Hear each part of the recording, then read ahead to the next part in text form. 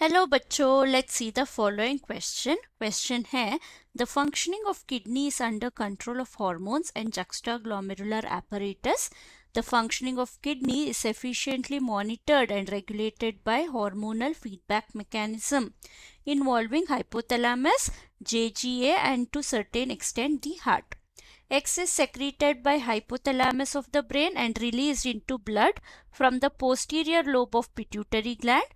It increases the reabsorption of water in the DCT and collecting tubules of kidney.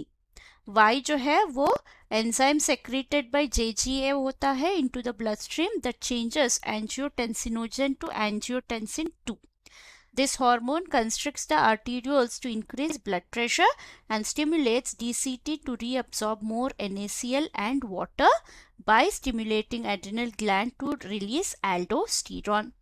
Z is released from the atria of heart in response to increase in blood volume and pressure. Identify X, Y, Z. तो यहाँ पे हमारा की concept क्या है? की concept है हमारा किडनी का फंक्शन का रेगुलेशन. तो हम लिखेंगे किडनी रेगुलेशन कर रहे हैं अभी. तो किसी भी प्रोसेस को हमारे बॉडी में ले उसे रेगुलेट करना बहुत ही ज़रूरी होता है. यानी स्टार्ट या स्टॉप या कंसंट्रेशन डिफरेंस या टेम्परेचर डिपेंडेंट कुछ भी हो सकता है. तो अगर हमारा किडनी का फंक्शन देखे तो दो फंक्शन करता है. एक है ब्लड का प्यूरिफिकेशन करता है बाय रिमूविंग नाइट्रोजनस वेस्ट. दूसरा है ऑस्मो रेगुलेशन करता है, मतलब हमारा बॉडी में वाटर सॉल्ट का बैलेंस बना के रखता है. तो इस किडनी को रेगुलेट करने के लिए हमें मेन हार्मोन्स की ज़रूरत होती है. वो है पहला हार्मोन है हमारा हाइपोथैलेमस से रिलीज होता है. हाइपोथैलेमस से रिलीज होने वाला हार्मोन का नाम है anti diuretic hormone. Anti diuretic hormone यानी ADH. ADH को और एक नाम से हम जान सकते हैं, पुकारते हैं, वो है वैसोप्रेसिन. वैसोप्रेसिन ये जो हाइपोथैलेमस है इनका ADH को पिट्यूटरी ग्लैंड में रिलीज कर लेगा. पिट्यूटरी ग्लैंड जो है वो बाद में ब्लड स्ट्रीम को रिलीज कर देगा. सो इस वैसोप्रेसिन का मेन फंक्शन है हमारा वाटर H2O का अब्जॉर्प्शन. H2O रीअब्जॉर्प्शन कहते हैं इन अवर DCT एंड कलेक्टिंग डक्ट. ये है पहला रेगुलेटिंग मैकेनिज्म. सेकंड है हमारा juxtaglomerular apparatus जो है इनके सेल्स एक हार्मोन को रिलीज करता है और ये है rennin.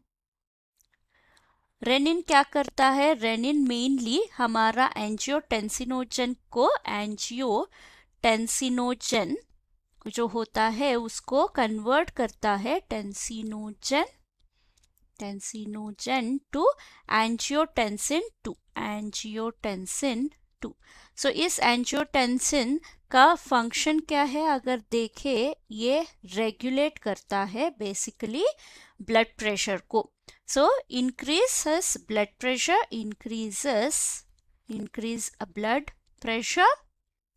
and blood volume by constricting arterioles ये है second regulating mechanism. Third regulating mechanism है हमारा एंजियोटेंसिन 2 इटसेल्फ. क्या करता है? एंजियोटेंसिन 2 क्या करता है? ये जाके स्टिमुलेट करता है हमारा एड्रिनल ग्लैंड्स को. एड्रिनल ग्लैंड्स क्या रिलीज करते हैं? ये रिलीज करते हैं एल्डोस्टेरॉन.